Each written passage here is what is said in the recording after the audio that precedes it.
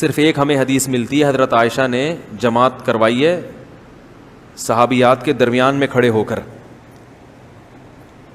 لیکن حضرت عائشہ کے بعد کسی نے یہ عمل نہ کسی صحابیہ نے کیا, نہ صحابہ نے, نہ اسلاف نے, نہ تابعین نے, نہ حضرت عائشہ نے دوبارہ کیا.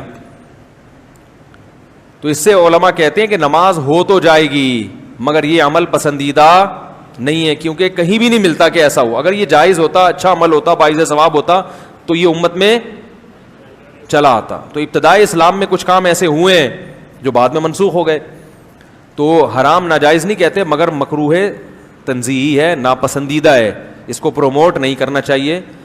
اور یہ اس لیے ناپسندیدہ ہے کہ اسلام میں عورت کی امامت پسند نہیں ہے. اب کم از کم ویسے تو گھروں میں خواتین مردوں کی امامت کو مانتی نہیں ہیں, تو نماز میں ہی ان کو یہ سبق ملتا ہے کہ بھائی ہمیشہ مرد ہم سے آگے کھڑے ہوں گے, نماز ہم مرد کے پیچھے پڑھیں گے. تو نبی کے دور میں بھی ایسا ہوتا تھا, صحابیات یا تو گھر مسجد میں آ کے نبی کی امامت میں نماز پڑھتی یا گھر میں اخپل طریقے سے نماز پڑھتی تھی, جماعت نہیں کرواتی تھی. اور اگر گھر میں کوئی جماعت کرواتا تو مرد ہوتا.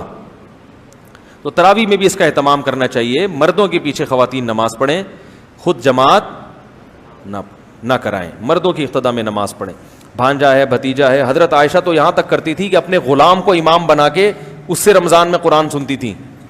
حالانکہ غلام تو بالکل ایک خادم ہوتا ہے, لیکن چونکہ مرد ہے تو غلام کا مقام تو کم ہے نا, حضرت عائشہ کا مقام تو ویسے بھی زیادہ ہے کیونکہ وہ ام المومنین ہیں, وہ ماں ہیں اور نبی کی سب سے جو ہے نا چہیتی بیوی ہیں.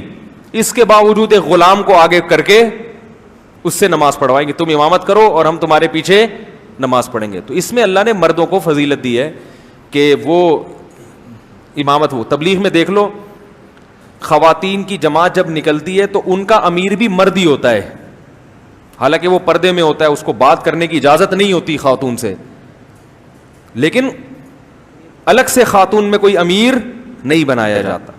تو یہ وہ شریعت کے مزاج کی رعایت کرنے کی وجہ سے.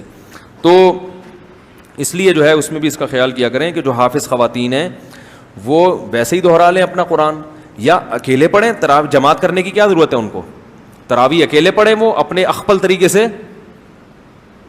جو ہے وہ اپنا اس میں قرآن